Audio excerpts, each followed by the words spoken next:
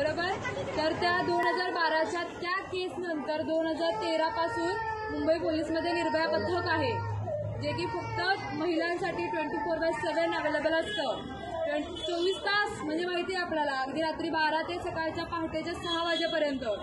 त्या वेळेमध्ये सुद्धा मी कसं सांगू पोलिसांना किंवा मी कसं घराच्या बाहेर पडू हा विचार मनात आणायचा नाही. डायरेक्ट 100 नंबर 103 नंबरला फोन करायचा. तुम्ही जिथं कुठेही असाल पोलीस गाडी तिथं येणार. मुंबई पोलीस खूप अलर्ट आहे. तुम्ही भांडणं वगैरे केल्यानंतर कॉल करत असाल, गाडी येते ना कोणी केलं का नाही फोन, बरेच कॉल करतात. तर तुम्ही असंही तुम्हाला कधी अडचण असेल तर तुम्ही फोन केला तर गाडी येणार, किंवा तुम्हाला शक्य असेल तर तुम्ही पोलीस स्टेशनला येऊ शकता. ठीक आहे. तर आता तुम्हाला मी थोडक्यात एक केसेस सांगते आणि त्याचे लॉ पण सांगते की आपल्यासाठी IPC मध्ये काय काय प्रोव्हिजन केलेले आहेत. आपल्याला जर कोणी छेडछाड वगैरे काढली आपली, आपण आता भाजी वगैरे आणायला जातो, किती जणांनी असं एक्सपिरियन्स केला, आपल्याला हात लावून गेला, इकडे तिकडे कोणीतरी हात लावतात ना, सगळ्यांना लावतात. आम्ही पण सिव्हिल ड्रेसवरती असतो तेव्हा एक्सपिरियन्स केलेले आहेत. पण तुम्ही कोणी विचारलं का की तू का केलं असं? तो सॉरी बोलतो, निघून जातो. तुम्ही विचारलं का केलंस? त्याला घेतलं चौकात, 4 लोकांना गोळा केलं? नाही केलं, नाही करत आपण. आपल्याला कुठे तेवढा वेळ आहे. तो हात लावतो, अजून 4 जणींना निघून जातो. मग आपण त्याला सोडून द्यायचं असंच? तुम्ही जोपर्यंत त्याला घेऊन येणार नाही, हे प्रमाण कमी होईल का? मला तुम्ही सांगा, प्रमाण कमी होईल का? नाही होणार. तुम्ही अवेअर व्हा, तुम्ही त्याला घेऊन या पोलीस स्टेशनला. ह्या सगळ्या छोट्या छोट्या गोष्टी आहेत, पण तुम्ही जोपर्यंत इनिशिएटिव्ह घेणार नाही त्या गोष्टी बदलणार नाहीत. बरोबर आहे? समजतंय मी सांगितलेलं? त्यामुळे जर असं कधी वाटलं की कोणीतरी मुद्दाम आपल्याला हात लावलेला आहे, मुद्दाम आपल्याकडे सारखं सारखं बघतो आहे, घेऊन यायचं त्याला, चल म्हणायचं पोलीस स्टेशनला. ठीक आहे. किंवा आता एक एक्झाम्पल सांगते. भाजी आणायला एक गेली होती महिला, ती म्हणते की टोमॅटो कसे आहेत, तर त्यानंतर तो म्हणतो, म्हणजे त्याने किंमत वगैरे सांगितली, पण ती बोलते नरम आहेत थोडे, जरा कडक दाखव. मग तो त्याच्या सोबत जो मित्र होता त्याला म्हणतो की कडक पाहिजे त्यांना बाजून, म्हणून तो हसतो त्यांच्याकडे बघून. मुलींना भाषा समजते नाही, तिनं मग त्या लँग्वेज वरती त्यांनी हसून म्हणजे कमेंट करून हसले ते. तिनं सरळ त्याला घेऊन आली पोलीस स्टेशनला. त्याला बघितलं आम्ही काय करायचं ते. मग ह्या छोट्या छोट्या गोष्टी आहेत, जोपर्यंत तुम्ही पुढाकार घेणार नाही हे प्रमाण कमी होणार नाही.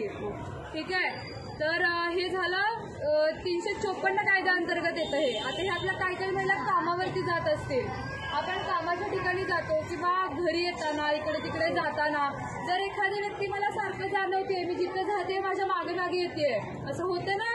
एखाद्या व्यक्तीला आपण आवडत असेल तर आपला पाठलाग करणार सारखं सारखं.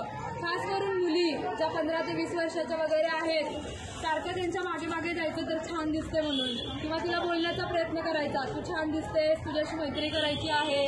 शाळेतली मुली सुद्धा. त्यामुळे आपण आपल्या मुलांकडे जास्त लक्ष द्यायचं. ते घरी आल्यानंतर काय काय करतात आणि त्यांची संगत कशी आहे, ते कोणाकोणाच्या सोबत असतात, त्यांचं फ्रेंड सर्कल कुठलं आहे. बरोबर आहे? पटतंय मी सांगितलेलं? आपली खास करून मुलगी सुद्धा काय करते, कोणासोबत बोलते का, बोलण्याबद्दल दुमत नाहीये, पण मुली काय करतात हे तुम्हाला थोडक्यात सांगते. थोडंसं व्हिडिओ कॉलिंग वगैरे करणं, किंवा समोरच्याने काहीतरी सांगितलं की तुम्हाला असले फोटो पाठव, ते हे करून फोटो पाठव. बरोबर? म्हणजे तुम्हाला समजतंय मी काय सांगायचंय तुम्हाला. थोडेसे कपडे वगैरे काढून फोटो मला सेंड कर. मग ह्या प्रेमात आंधळ्या असलेल्या पोरी काय करणार, फोटो पाठवणार. किंवा व्हिडिओ कॉलवरती काहीतरी त्यांच्या प्रायव्हेट रूम असतील तर तिथं काहीतरी करत बसणार आहे उद्योग. बरोबर? स्क्रीनशॉट मारायला किती वेळ लागतो व्हिडिओ कॉल केल्यावर? मग ब्लॅकमेलिंग करणार परत, तुझे हे फोटो मी व्हायरल करेन, मग तू माझ्यासोबत राहा, नाहीतर मी तुझ्या घरच्यांना सांगेन. मग जबरदस्ती चालू होते ना, इथून ब्लॅकमेलिंग चालू होतं ना. एक्सपिरियन्स केला असेल कोणीतरी किंवा ऐकलं असेल आजूबाजू कधीतरी घडलेलं होतं. खूप केसेस येतात या. त्यामुळे आपण चान्सेस नाही द्यायचा समोरच्या व्यक्तीला. खास करून आपल्या मुलींना तुम्ही सांगा की फ्रेंडशिप असते, फ्रेंडशिपपर्यंत राहा, पण प्रत्येक गोष्टीला एक वय आहे. बरोबर? मुली आताच्या काय करतात, किंवा मुलं सुद्धा 18 वर्षाची वाट बघायची, पळून जाऊन लग्न करायचं. बरोबर ना? आणि लग्नानंतर 1 वर्षाच्या तीच मुलगी येणार आपल्याकडे की आई बाबा मला त्याच्यासोबत काय राहायचंय. ती जी मुलगी पळून जाताना म्हणते पोलीस स्टेशनला येऊन की माझ्या आई वडिलांपासून धोका आहे, मला या मुलासोबत राहायचंय. बरोबर? असंच करतात मुली. मुली. मला आई वडिलांसोबत नाही राहायचंय, मला ह्या मुलासोबत राहायचंय. आम्ही बघितलेलं आहे असं येऊन स्टेटमेंट देतात आणि मला आणि माझ्या नवऱ्याला माझ्या आई वडिलांपासून धोका आहे. ज्या आई वडिलांनी तुम्हाला जन्म दिला, मोठं केलं, त्यांच्यापासून तुम्ही धोका आहे म्हणून सांगता. आणि 1 वर्षाच्या त्याच येणार की हा शिवीगाळ करतो, मारहाण करतो, मला याच्यासोबत राहायचं नाहीये. बरोबर?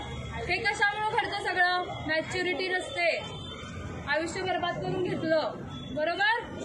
त्यामुळं मुलींना सांगायचं की तू जोपर्यंत स्वतःच्या पायावरती उभी राहत नाही, तुला लव्ह मॅरेज करायचंय ना, आम्ही करून देतो, पण तू स्वतःच्या पायावरती उभी राहा. तू जिथं म्हणशील तिथं लग्न करून देऊ. ते पळून जाण्यापेक्षा हे चांगलं आहे. बरोबर आहे? समजतंय? तर ह्या गोष्टी आहेत, थोड्या तुम्ही लक्ष द्या. आणि आपल्या मुलांच्या सोबत आणि मुलींच्या सोबत आपण ॲज अ फ्रेंड म्हणून राहायचं. आई वडील जे इथं आहेत, वडिलांनी सुद्धा, म्हणजे जे पुरुष मंडळ आहेत त्यांनी सुद्धा, की आपण ॲज अ फ्रेंड म्हणून त्यांना ट्रीट केलो आणि त्यांना समजून सांगण्याचा जेवढा प्रयत्न करू त्या गोष्टी चांगल्या आहेत. त्या अभ्यास करत नाही म्हणून आपण ओरडा करतो, बरोबर आहे, पण तो पण एका लिमिटपर्यंत केला पाहिजे. नाहीतर त्यांचा इगो हर्ट होणार, मी घर सोडून जातो, मी घर सोडून जाते, नाहीतर स्वतःचं काहीतरी करून घेणार. मग सुसाईड खूप सोपा मार्ग असतो. बरोबर? 18-20 वर्षाची मुलं खूप सुसाईड करतात. आम्ही स्वतः स्टेशन हाऊसला मी 18 वर्षाच्या मुलाचं सुसाईड घेतलेलं आहे, पहाटे 3 वाजताचं. ठीक आहे? मग ते जे बघणं काय असतं, आई वडिलांची काय परिस्थिती असते, आम्हाला सगळं माहिती आहे. त्यामुळे थोडंसं त्यांना समजून सांगा, अभ्यास आता नाही करायचा आहे, ठीक आहे, राहू दे, नको करूस, थोडा वेळ खेळ, पण त्याच्यानंतर कर. ठीक आहे? हे थोडंसं आपण बोलायला शिकायचं आहे. आणि मोबाईलवरती गेम